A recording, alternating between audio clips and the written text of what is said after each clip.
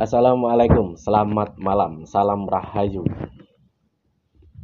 Ini ada satu komentar dari saudara kita, mungkin turunan Pak Alwi, namanya Hasim Alkaf. Kalian dianggap buta bahwa nasab mereka udah jelas terang bagaikan matahari. Tiba-tiba Pak Imad muncul mengingkari hal yang udah jelas, jadi nggak perlu dijawab. Kemudian ada ini, satu video dari mbah-mbah, nggak tahu siapa ini orang ini. Kayaknya YouTuber baru. Ini videonya pendek. Kitab sebagai literatur yang kuat dan karena yang dijadikan dalil-dalil oleh Ki Imad dengan cara dipenggal-penggal dari tarikh yang aslinya menjadi tidak lengkap, juga dengan puluhan literatur kitab yang lain yang komprehensif. Lebih-lebih fakta keilmuan internasional tentang DNA yang belum mampu secara ilmiah dan akademik menunjukkan kelemahannya, bahwa tes DNA tentang nasab Alwi atau tentang nasab apa saja belum bisa dibuktikan secara ilmiah karena penyebaran kromosom DNA-nya terlalu banyak sehingga hanya mampu untuk mendeteksi nasab hanya sampai 3 keturunan, yaitu dari anak ke bapak terus ke kakek saja. Jelas toh?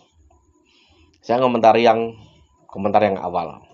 Bersinar terang benderang menurut buku karangan tokoh kalian kan? Lebih terang benderang matahari Wali Songo kemana-mana. Sebenarnya kalian nggak perlu ujub begitu di Nusantara. Sedangkan Nusantara ini sudah ada jelas yang lebih terang benderang. Itulah kelemahan kalian, ujub di kawasan Wali Songo. Di oknum-oknum kalian kan suka sekali main persekusi. Itu kan tindakan jahiliyah. Lalu kenapa nggak jawab?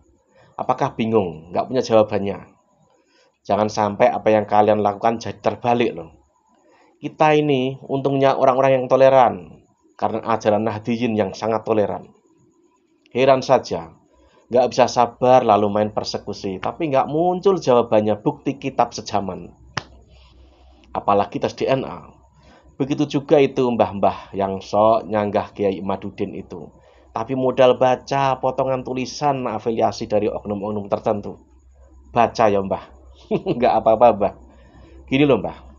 Kenapa dipotong? Karena sebagian maka nggak dipakai. Kalau sampean sanksi dengan tes nasab, apalagi tes DNA. Gini loh mbah.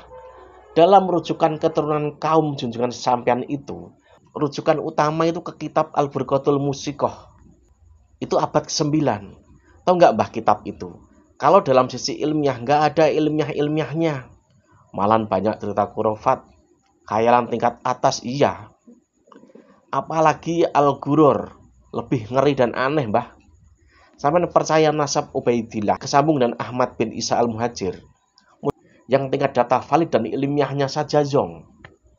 Belum lagi kitab itu rujukannya kemana? Ke sebuah buku atau kitab tarikh, buku sejarah loh. Yang di buku itu juga nggak ada disebut soal Ali As-Sakran. Yang buat kitab tadi tuh yang abad 9. Sama sekali nggak ada. Apalagi misalnya dianggap punya tingkat ilmiah, nggak ada. Belum lagi mbah, kitab yang tergolong tua abad ke-6 itu menyebut Ahmad bin Isa Al-Muhajir tidak punya anak yang bernama Ubaidillah. Itu tidak disebut di situ. Gimana? Masih percaya? Percaya dari alasan apa? Soal tes DNA. Gampang mbah. Tes saja sampean dengan anak cucu sampean. Gini loh mbah. Tes DNA itu, kevalidannya itu sudah teruji. Antara ayah dan anak saja itu 99,99%. Ingat mbah, 99,99% valid. Jadi jika berubah itu perlu waktu yang sangat banyak, puluhan ribu tahun. Sedangkan usia manusia berapa sih mbah? Jadi nggak mungkin soal ketersambungannya ke Nabi Muhammad itu kromosomnya berubah itu tidak mungkin. Tapi faktanya catatan yang beredar di kalangan mereka itu sangat beda kodenya dengan kode turunan dari Nabi Muhammad, sangat beda. Dan yang aneh saat tes DNA menyelesaikan banyak kasus, kasus kriminal, kasus yang pokoknya yang serem-serem lah. Itu kenapa? Itu kenapa banyak orang percaya? Pasti sampean juga percaya.